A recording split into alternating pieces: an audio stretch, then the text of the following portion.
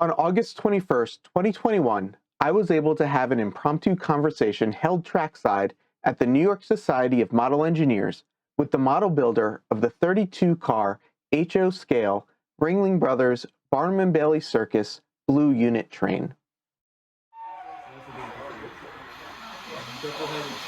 Yeah. There's no diesel switch.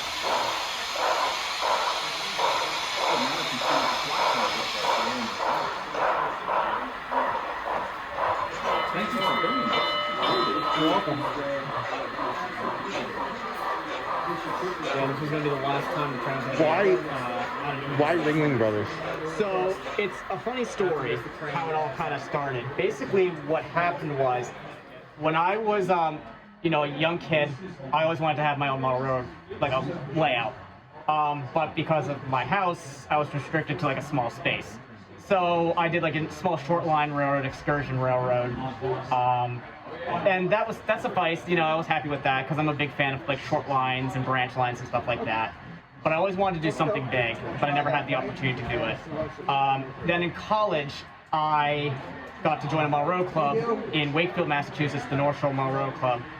And most model railroad clubs you go to, like, they tend to model what region they're in.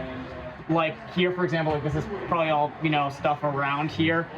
But with North Shore, however, they chose to do, and if we keep walking, just so I can keep watching it. No, absolutely, yeah. What they did was they chose to model the Virginias, which is a little different.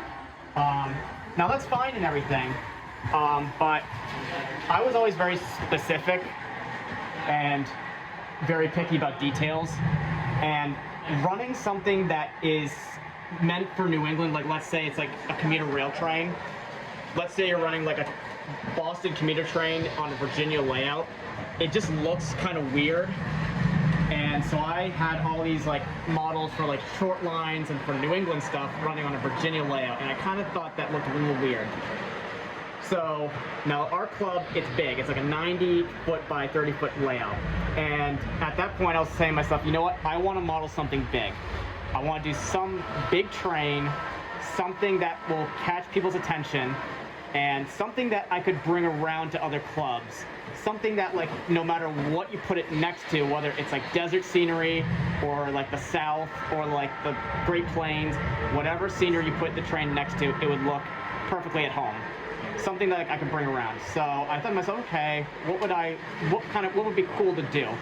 And before I had done that, I had already done detail work on passenger cars because I had created my own tourist railroad. And I went and I detailed every car, the interiors and everything.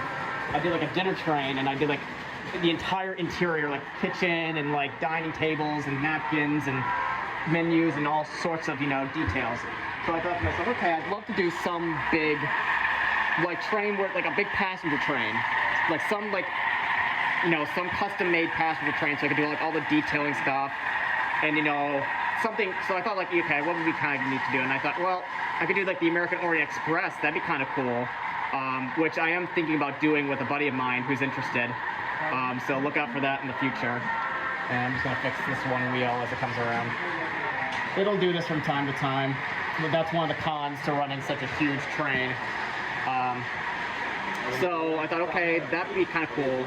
But I also thought like maybe like a military train would look kind of cool, or like I always like themed trains, like something like all the extra stuff like that you wouldn't normally see. So I kind of sat down and I thought about it a little bit more. I'm like, you know what? A train that I've seen since I was a little kid, and it's like a big event when it comes around, is the Circus train. And I thought to myself, I'm like, you know what? That would be a really cool train to see. And not a lot of model railroaders do it.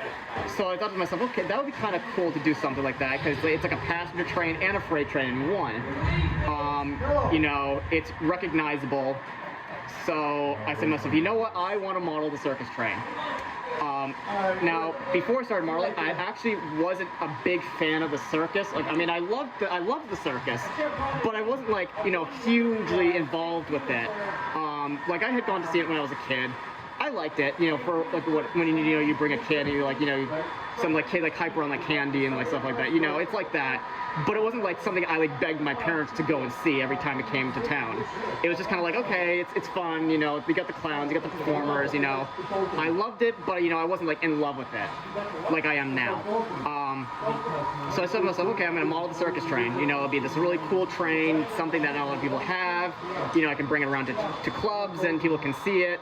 So I said, okay, I'm gonna model the circus train.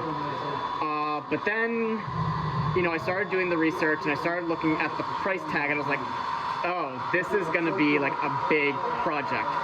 And a lot of people who I met said like, yeah, good luck with that. Like, yeah, you're gonna model the circus train, yeah, good luck with that.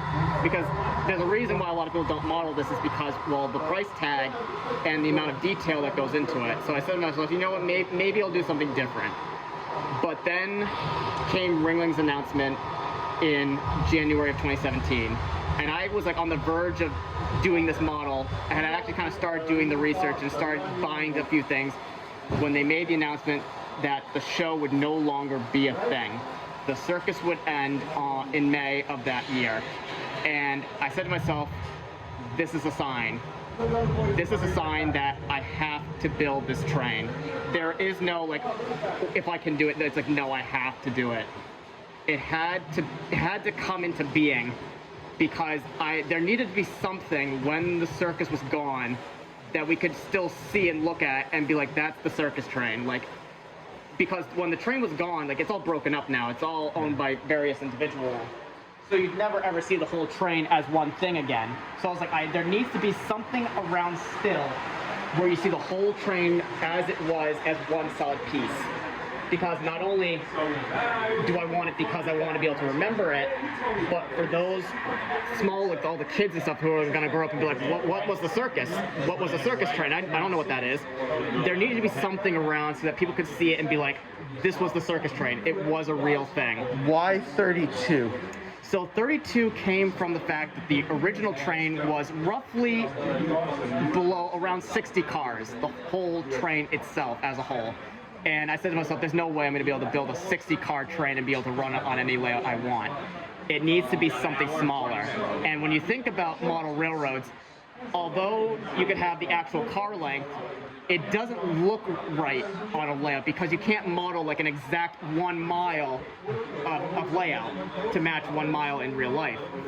So when you run a full-length passenger train, it's really spanning like at least a full mile in length, even a small 9-car train. So I said, okay, how about just like 32 cars? And I thought, you know what, that might be a good length. You know, it's big enough to be impressive, but it's not too big that it's impossible to run on a layout. So that's why 32 cars was decided. I cut it kind of right in half, right down the middle, but made sure, okay, it's still gonna have the exact number of stock cars, still gonna have the pie car, still gonna have the generator, the shop car, the containerized, you know, storage cars, and you know all the other little details and stuff like that. Why HO scale? So the reason to do HO was because I was already very familiar with HO scale. I've always been an HO scale model railroader ever since my father passed down his models to me. The other scales I love N scale, but I don't really model N scale. I don't really have a layout of my own for N scale. And because I had just joined up HO scale model rail club, I wanted to build it in HO. The other reason is because when you think about it, no one else really has it in HO. I've only, as of today, and that I know of, I've only been in contact with one other person in the entire country who has a train that looks very close to this. His name is Jeff, and he lives in Ohio. So if he's watching this, hi Jeff. In HO scale. In HO scale, and it's the same unit, the blue unit of the train. And he's the only person I know of in the entire country who has a train that looks pretty much the same as this in terms of detail. I've not met a single other person who has something that comes close to this. So that was one of the reasons to do it in HO scale, so that way there was a representation of the train in HO. I've seen some people, you know, try to do it, and it's a lot easier to do it in N scale because micro trains actually did come out with cars that look very close and actually are pretty decent in terms of detail for the train. So it's easy to do it in N scale. But yeah, in HO, like no one else does it in HO. So that Do you was one of the collect any circus stuff, or are you mostly just you're about the customization and the prototypical nature of it? Yeah, I like to, obviously that was one of the big points of the train was to try to keep it as prototypical, as real as possible. Collecting in terms of like just like circus memorabilia. Well, I mean, like Walters came out with the Great Circus Oh train. yeah. No, I haven't done any of that or collected any of that because other people really had done it better than me. So I didn't want to start buying that. However, I have ideas in mind of doing another circus train. It would be a 1930s era Cole Brothers train. Yeah. So that's something that I might still do down the line. I haven't really planned it out yet, but it's something to kind of keep an eye out for if I ever choose to do it. So I might do something like that. Yeah, I love what you said though about how the train would look right on any layout. Because when people ask me, what do you model, Yes. or what railroad do you model? Yeah. I say, circus trains, and they're like, well, no, but what railroad? And I'm like, and that's one of the benefits of doing the circus trains, because they ran on every railroad you can think of, so it doesn't matter what motive power you put in front of the train. You can put anything. Any locomotive on this layout right now could go on that train, and it would look perfectly fine. It would look prototypical. Santa Fe, Conrail, CSX, Burlington Northern Santa Fe, Union Pacific, you name it, it could go on the circus train because it actually did. It even went down to Mexico at one time or another. So yeah, you could pop a pair of Ferromex or Mexican locomotives on it, it'd be perfectly fine. So that's one of the joy, and that was one of the other reasons to model it, is because I could put anything I wanted on it. I could do any road I wanted. I didn't have to just stick with whatever road I liked. I could do other things. So, and plus, the joy of being able to share it with other people and allowing people to put their own motor power on the train just brings a smile to a lot of their faces, and that brings a smile to my face as well. Part of one of the reasons I built it was for other people to enjoy it. Yeah. So, I mean, why have it stuffed away on a shelf for my enjoyment? It doesn't really do much for me. Are you gonna build a model of, when the circus sets up? It's a pretty similar setup every town they go to. And you can kind of take that, pretty much pick it up, move it to another town. Do you think you'll ever do like a scenery thing? That is coming soon. A buddy of mine, his name is Rhett Coates. He's an incredible mind when it comes to the circus train because he worked on the circus train. He gave me a bunch of flat cars and pretty much said, like, I bought these with the intent of doing my own train, but I never got around to it. Maybe you can use them. So what I have right now that I'm working on, I have 8 flat cars, which I'm considering display flat cars. They're all empty flat cars with the flaps folded in the down position. So that way it can be staged in a yard, and I'll have a bunch of spare wagons and make it look like they're all being unloaded or being loaded off the train. I've already done like the elephant walk, because when you see the stock cars coming around again, the bars on the stock cars come off. They're not glued on, they come off. And so you can set up the ramp to have the elephants parading off the train, and I do the whole elephant walk. So on the model that you made, Yes. there's removable parts, so it actually operates like the actual That was also stock part cars. of the intent of the train, was to build it not only as a display and as a visual appearance, but it actually works the same way the real train did.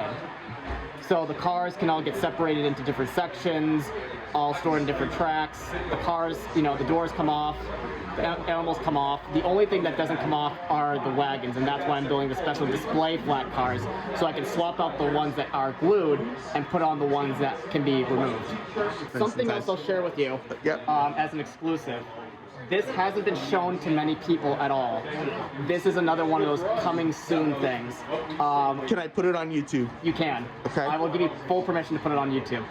So it's still in draft mode. So keep in mind, it's not finished yet. It's still being worked on. And a friend of mine I met at the Union Club is helping me do this.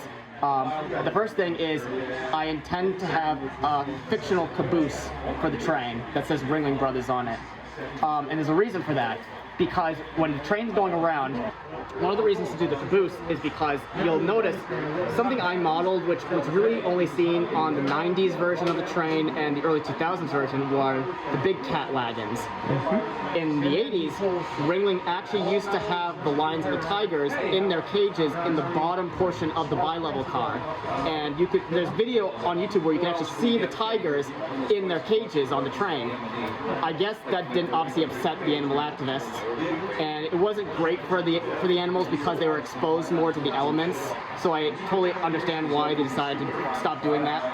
So what they did, and see, here comes the train now. So what they did instead was they built these special cage wagons for the animals, for the tigers and the lions.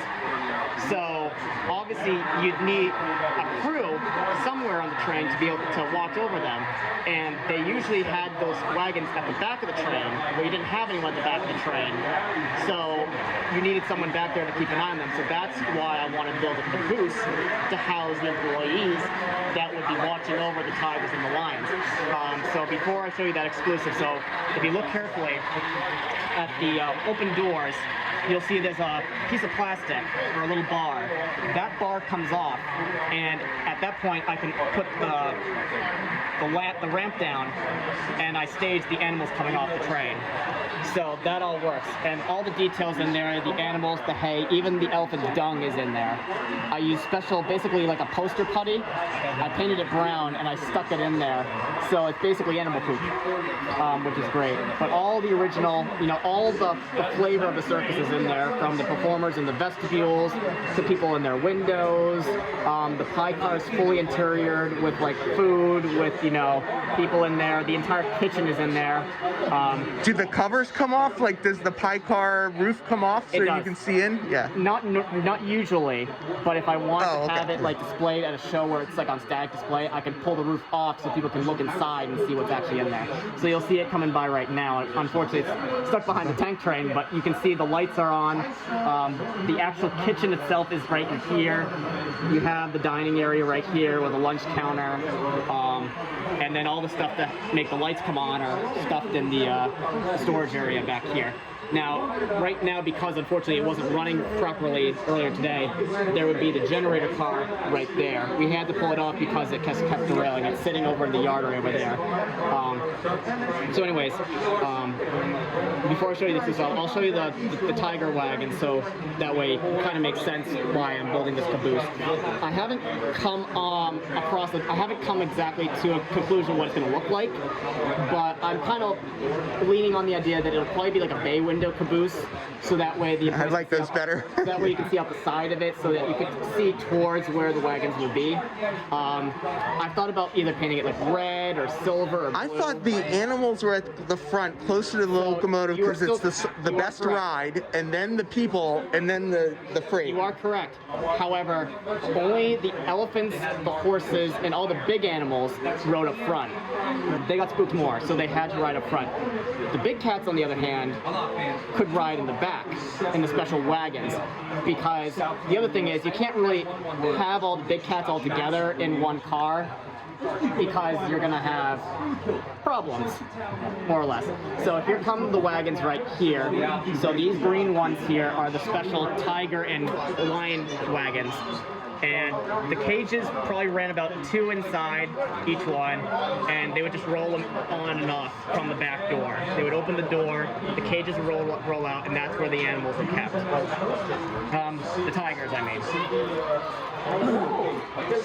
But like I said before, they used to store them on that bottom level of the eye level. So, and we'll keep moving along. So that's one thing, is the caboose to house the employees for that purpose. But we'll move over to the front of the train just so we can keep up with it, and I'll show you the one that I'm really excited about, the project that it hasn't begun yet. It's still in the planning stages, and I'm still trying to find the right people to help me out with it. But here is something that yes, it has been confirmed this will happen, but something else that Ringling never had were their own locomotives. Because for them, it was just cheaper to rent out to the railroad that they were running on for locomotives. They assumed, if they bought their own locomotives, it would just cost a lot more to maintain them and keep them working. But what if they had their own locomotives? So this right here is kind of a draft of what I'm planning on building. They will be scale trains SD40-2s. The reason for the SD40-2 is because that would have been probably the most affordable locomotive at the time for them to grab. But I've basically gone with kind of a Chicago Northwestern striping scheme with the red roof, red cab, and the banner logo along the middle. Most likely the trucks will be silver, the fuel tank will probably be black, and on the side of the cab would be the Globe logo, and on the front would be kind of the insignia logo, or the logo you see on the generator car earlier, is that big Ringling Brothers Barnum Bailey with the Globe and the Circus underneath of that. So that's basically what is planned in the future for the train.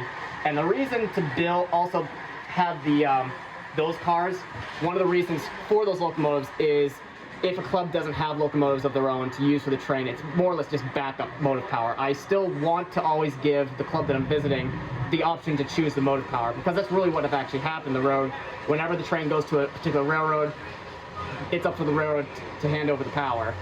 So, yeah. But that's something that I haven't shared yet. It'll probably go up on the Facebook page at some point once it's completed. So you have a Facebook page for yourself or for the train? For the train, okay. The train has its own Facebook page. What's the Facebook? It's called the HO Scale Ringling Brothers and Barnum Bailey Circus Train. So, and the YouTube channel is just simply the HO Scale, or the HO Circus Train is the YouTube channel for the train. Awesome. And all the decals and everything were all applied by you? Yes. All done by my friend Matt Welke in Baraboo, Wisconsin, who is, I'm sorry if I get this wrong, Matt. He owns it as Circus City Decals, and he does not only Ringling Brothers. He also does other circuses as well. He also does like all sorts of other like railroad or other different types of decals. So check him out. I highly recommend him for any of your decal needs. He does custom work, so. What was the biggest problem you had making this? Like, what was there like a big, I'll say failure, but like what was the biggest thing you had to overcome when you were making this? My fear, I think that would have to be like my fear of actually getting something correct prototypically. That was one of my fears, was am I going to be able to actually do this just? And to an extent, yes, I've been able to do the majority of the cars exactly the way they were. There's still a few cars in the train that they don't look exactly like their prototype, but they look as close as I possibly could get them to without having to go the 3D printing route, which I thought about that route. I might do some cars in the future in that route, but I really wanted to do it as a full kit bash, because that's how Ringling actually did it. Was they didn't have everything customized in terms of like the full outside of the car. They kit bashed their cars. The cars were brought into their shops, fully gutted out, fully pulled apart, and put back together again. So what did you use for the kind of the base of your like coaches and stuff? So base of the cars, for all the coaches you see, they're all Walthers models, original Walthers models. All the flat cars you see are Athearn Genesis models. The coaches, it all depends on the exact type you're looking at. So the stock cars up front are Walthers HO Scale Union Pacific 85-foot baggage cars, because that's what Ringling actually purchased for those cars, were Union Pacific 85-foot baggage cars. The majority of the coaches, they range anywhere from 44-seat coaches, 21 roomette cars, 10-6 sleepers, you name it. There's just kind of a mix of them in there. And then in terms of everything else, the flat cars, like I said, are Athearn Genesis. The wagons, the majority of the wagons are really just Athearn 20-foot containers that were kit bashed with the wheels. I basically made the wheels from styrene plastic. I pried wheels off of HO scale, like just cars and trucks and stuff, and just popped them on. And just anything that I could come across in terms of just like thinking, okay, what would look real? What would look good with it? And a good example of that is you see obviously the wagons with the red, yellow canvas. And I'll ask you this question, I ask this to everybody. What do you think material is I use for the canvas? So everybody says paper, or everyone says a type of paper. So the covering for those wagons is actually tinfoil. Any of the canvas wagons are all tinfoil, because with tinfoil it folds the shape, and it stays in the shape that you fold it to. It took a long time for me to paint it, and it's very brittle, so you have to be very careful using it. But that, is just one example of just kind of thinking, okay, what could I use that would actually make it look good. Same thing for the elephant poop. I was just like, okay, I need something that's like putty, something I can paint. So I went with like poster putty and just painted it and just like popped it in and it looked great. What are some other? What's the most unusual material that you think you used? Oh goodness, probably the tinfoil. To be yeah, probably the tinfoil. But something I absolutely love using and it works is just paper, just printed paper with double-sided tape. If you look at it, really, the animal wagons and the unicorn wagon, they're not decals.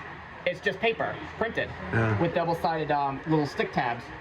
And the benefit of using that is I can always just pull it off one day and pop on something different. Did you take any of the reference photos for this, or was it all like online research? Mostly online research. The era of train that I had chosen was the mid-1990s.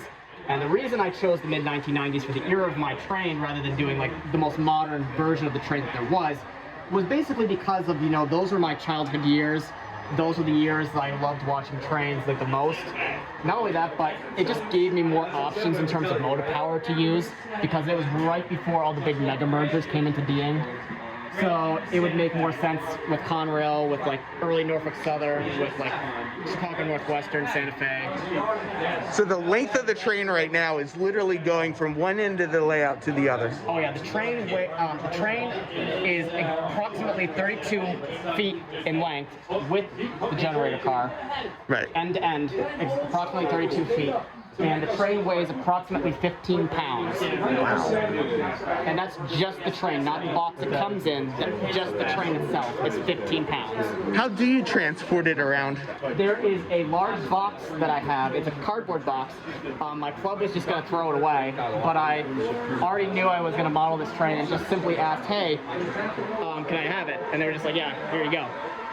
And it's a big cardboard box. It has 4 trays in it. Each tray holds 8 cars total. So 4 trays, 8 cars total, 32 cars. So it was perfect. All I had to do was just go out and buy some like foam, like some memory foam, just like stick inside of it.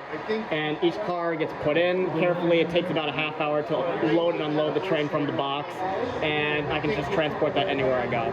That's awesome. Eventually I'd like to try to get something more professional like Spring Creek, like the bags. But for now, the box seems to do its job. So, like one of my concerns down the road is, because I'd love to do it, it's just a kind of a, is it going to be possible to do it at some point, is to take this not only to just the Northeast, but across the entire country. That's still the question mark I have, because I've already determined the train is definitely not going on an airplane. Because I just fear it's going to get broken going through baggage claim. So it's either going to travel by road or possibly, if it can fit on an Amtrak train. So for the 175th anniversary, we should look for a world tour of the train. At least a domestic. Eventually, yeah, like I said, I'd love to try to get further out west with the train. I'd love to get it as far as California, but it's just a matter of, is it going to be possible when that time comes? Not only that, but financially. I mean, I'm still young. I'm still paying for my college loans. I'm still eventually planning to buy my own house. So it's still kind of a, if a club wants me to go out that far, unfortunately, as much as I hate to say it, I will need financial help getting out that far. I don't want to be like, oh, if you pay me, I'll bring the train up to you and just kind of, go that route. I want to be able to do it for free as much as I can, but unfortunately, at some point, I'm going to need some financial help getting that far out. It is what it is. Thankfully, for like a place like this, it was only like a 3.5-hour drive, so this wasn't too bad for me by car. But like if I want to go up to like California, yeah, it's definitely gonna take a little bit more to get the train that far. It was a big deal for me to have this thing ready by this summer. And as much as we all hated COVID, it was a blessing in disguise to have that much free time to get the train as completed as I possibly could for this summer. And the reason I wanted to get it done this summer particularly was, had Ringling Brothers still been around today, this year would have marked their 150th edition. 150 years since the creation of the greatest show on earth by P.T. Barnum. Not the Ringling Brothers, P.T. Barnum's show, the greatest show on earth. Obviously, Ringling Brothers and P.T. Barnum, they merged their circuses much later. But in terms of Ringling, in terms of the show itself, this year would have been the 150th edition of the show. You said it took about 4.5 years. Do you have any sense, though, of how many actual hours you have in that? I'd say about every year I probably got done about 8 cars per year. Yeah, I just graduated college when I started building this, so it was like, I would work the day and then I would come home and then I would just sit at my desk and just work as much as I could on each and every car. So what do you want to be when you grow up? So I'm actually going to be, I'm actually working in Massachusetts, the Grafton School District. My ambitions are to be a history teacher. Oh, awesome. So, mainly just because I love being able to tell people about things from the past and being able to share memories and stuff like that. So this is really about the history of the circus more than it is about like the modeling or anything. It's a historical venture for you. I want, like I mentioned before, I want the memory of the Ringling Brothers to continue for future generations, and to keep the memory alive, especially for the employees who worked and gave their lives for the circus. It really was very unfair to a lot of the employees what happened, and I feel like there needs to be something to tell their story, because something a lot of people don't realize is throughout the majority of the year, this was where they lived. This was their house. A lot of the train was literally considered the town with no zip code because, well, it moved the performers literally lived on the train. They didn't have an apartment or anything they went to. They literally just... Yeah. Now, don't get me wrong. A lot of them did actually have homes outside of the train, but during their career, that was their house. Yep. So, and, I've actually... Since building the train, I've been privileged to actually go inside a real Ringling car. I know a guy who bought one of the cars, and he was so nice enough to be able to let me inside the car and see inside the car. So I could actually see the rooms and see where these people lived. And it's not a big space, not a very big space, but it's enough for a lot of these people. And it wasn't really about, obviously how much space you have, but it was about the memories and just the people you got to meet and just the circus family that was created by this train. All these people just all together under a single cause, under a single, interest. And they were a family. They were literally a family. And when the train and the show were, discontinued, it broke up the family. So, and it's still sad to this day that Ringling is gone. A lot of people will probably ask, is it ever going to come back? Do you think they'll reorganize and they'll bring the show back? There are rumors that, yes, Ringling Brothers will come back. It won't come back as the train, as the animals, as this huge, production. It would probably just be a small little stage show or a small little production. It wouldn't be as big as it is now. The 3-ring circus with the menagerie tent and all that is kind of over with. Pretty much that era has come and gone. There are people out there who are still keeping that circus tradition alive. Thankfully, a great friend of mine, or a guy I know, he knows who I am. Kevin Bernardo, who was one of the former Ringling Brothers ringmasters, now has his own circus, the Bernardo Circus, and he's doing the best he can to keep that memory alive. There's also a couple smaller truck shows here and there that are still trying to keep that memory alive, but we're never going to have anything as big as Ringling was. So, before the internet, this was the only way you got to see elephants and see a lot of it was a big kind of deal stuff, when the circus train came to town. When the train came in, everyone in town came down to the train yard to watch the train unload, to watch the animals unload. and then to go and watch the greatest show on earth. You know, that was the thing to do in town.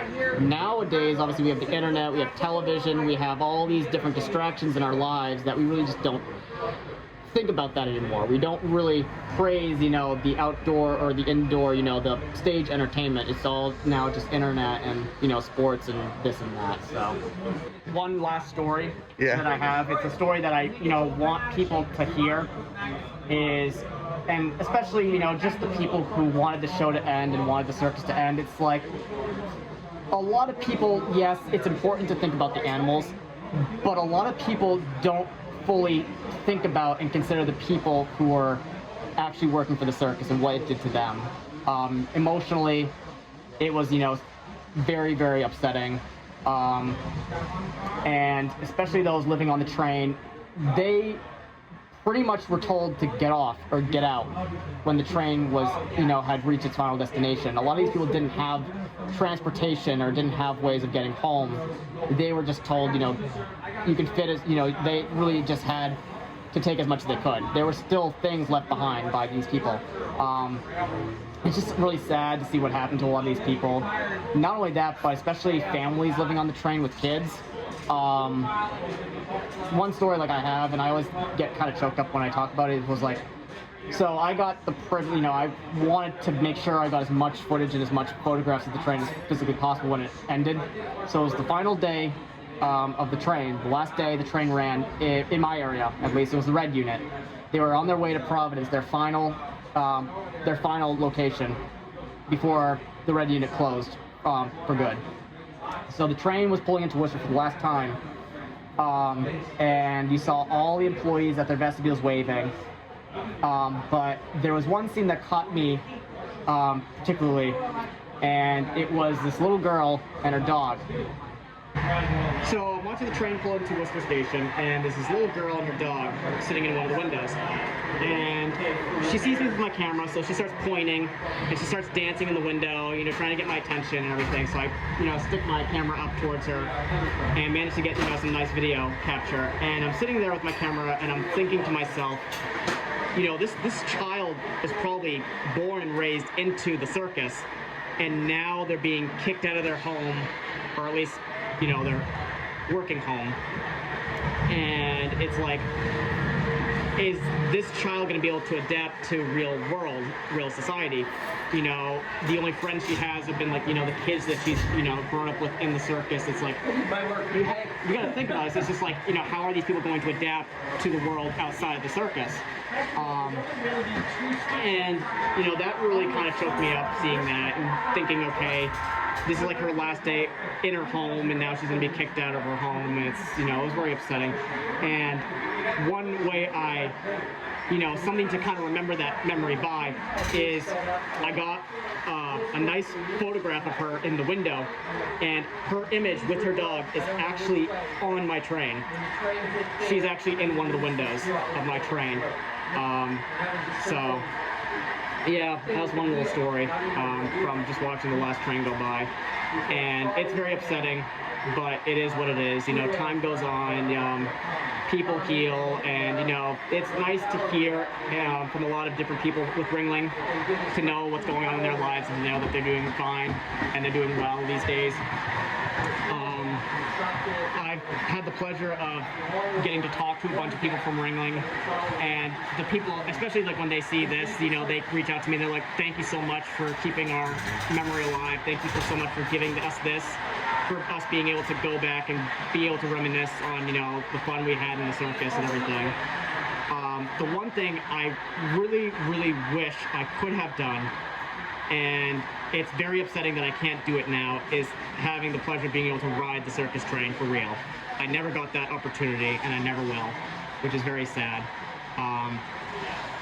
So, yeah, it is what it is, but, you know, this is as close as we're going to get to having that real thing again. And I'm very happy that I built it. I'm very happy that people enjoy it as much as I do. And it brings a smile to my face when I see others really reminiscing and really kind of getting to see it. So. It's all about humanity.